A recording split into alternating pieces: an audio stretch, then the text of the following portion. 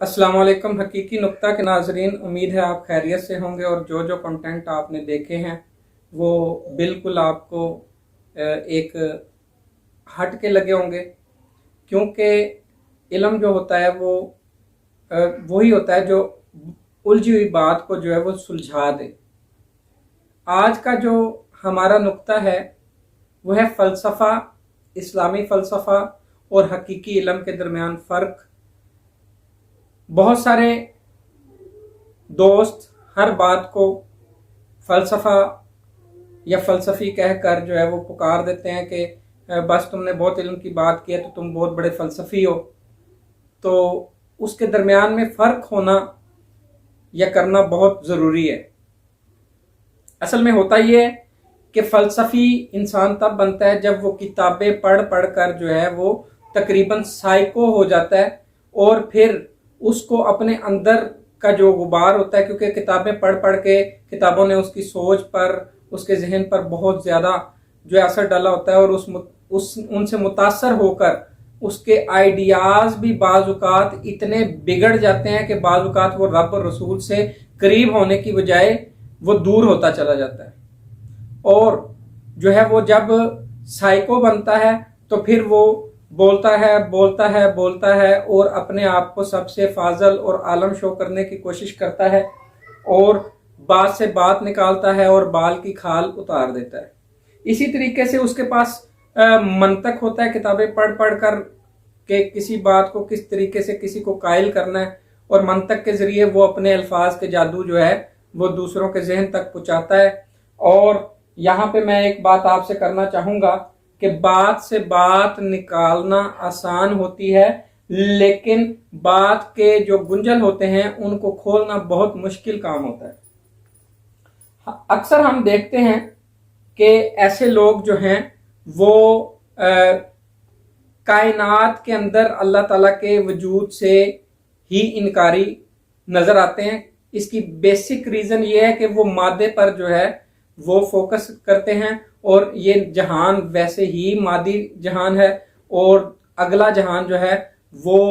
मादी जहान नहीं है, इसलिए उनका उस पर कॉन्सेप्ट भी जो है वो इतना क्लियर और फोकस्ड नहीं होता। इसी तरीके से उनके अंदर गरूर तकब्बर इतना ज़्यादा होता है कि अव्वल तो वो किसी को इंसान ही नहीं समझते और खुद को सबसे बड़ा दानिश्वर, अदीब और फ़िलासफ़र कहलाने में जो है वो फ़ख्र महसूस करते हैं। और इन्हें सिर्फ इतना पता होता है कि उनको अल्फाज से खेलना आता है और अल्फाज के जादू जगाने आते हैं, लेकिन अल्फाज की हकीकी पावर का उनको इल्म नहीं होता और लिख लिख कर किताबें काली कर देते हैं, मगर खुद का इल्म हलक से नीचे नहीं गया होता। इसकी मेन वजह यही है कि हम जो है वो, क्योंकि हमारे अंदर एक गरूर और तकब्बर खड़ा होता है, तो वो जो इल्म जो हमें सुधारने के लिए होता है वो हमें बिगाड़ने की तरफ जो है ज्यादा जो है वो कारगर साबित होता है। अब दूसरी तरफ जो है हम इस्लामी फ़लसफ़ा की बात करते हैं। ये लोग बड़े किताबी होते हैं, बहुत दस्तरस रखते हैं अलूम पर, कुरान पर, अहदीस पर, और ये बहुत स्कॉलर होते हैं। ये बहुत ज़्यादा जो है किताबें भी लिखते हैं, स्पीचेस करते भी नज़र आते हैं, बाअमल भी होते हैं और इनका हतमी जो है नज़रिया जो होता है वो इस्लाम को बहुत ज़्यादा फोकस करता है। लेकिन यहाँ पर मैं एक बात आपसे शेयर करना चाहूँगा कि अक्सर ज़रूरी नहीं है कि बहुत बड़ा आलम है तो वो उतना बाअमल भी है, लेकिन वो जो है वो इल्म उसकी जो है वो दिल तक रसाई रखता है। नहीं, ऐसे अक्सर नहीं होता, क्योंकि अक्सर जो है लोगों के दिलों में, लोगों के अंदर जो है वो किसी ना किसी बात में वो जकड़े होते हैं। उनके अंदर जो है वो एक गरूर तकब्बर ये चल रहा होता है, या नेक और परहेजगार होने का जो एक होता है स्केच उनके अंदर होता है। जब तक कोई भी चीज ऐसे अपने वजूद को कायम रखती है तो हमें अल्फाज और इल्म का वजूद नजर ही नहीं आता।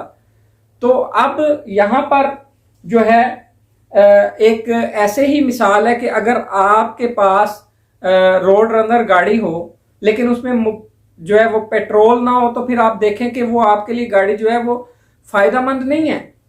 بلکہ وہ الٹا آپ کے لیے نقصان دہ کہ آپ کو اس کی دیکھ بھال بھی کرنی پڑے گی اور اس کی ذمہ داری بھی نبھانی پڑے گی۔ اسی طریقے سے علم ہے، جب تک علم موجود ہے لیکن اس کے استعمال کا نہیں پتا تو ہم اس سے فائدہ نہیں اٹھا سکتے، اس سے مستفید نہیں ہو سکتے۔ اسی طریقے سے ایک تیسرا علم ہوتا ہے جس کو حقیقی علم کہا جاتا ہے، اور اس علم کا تعلق جو ہوتا ہے یہ انسان کے وجدان سے ہوتا ہے اور یہ الہام بن کر دل سے نکلتا ہے، اور یہی وہ علم ہے کہ اس پر میں جتنی گفتگو کرنا چاہوں کر سکتا ہوں، لیکن میں ابھی اس نشست میں اس پر بہت زیادہ روشنی نہیں ڈالنا چاہتا۔ صرف اتنا کہنا چاہتا ہوں کہ اصل علم جو ہوتا ہے وہ حقیقی علم ہی ہوتا ہے کہ جس میں یہ علم زبان سے نہیں، یہ دل کی اتھاہ گہرائیوں سے جو ہے وہ نکل رہا ہوتا ہے، وہ آپ کی زبان کے راستے دوسروں کے کانوں تک پہنچ رہا ہوتا ہے، اور یہ وہ علم ہے جو مدینے سے عطا کردہ علم ہوتا ہے۔ اور یہی فرق جو ہے ان تینوں فلسفہ، اسلامی فلسفہ اور حقیقی علم کے درمیان ہے۔ ناظرین، امید ہے کہ آپ کو یہ نقطہ اچھے سے سمجھ آ گیا ہوگا۔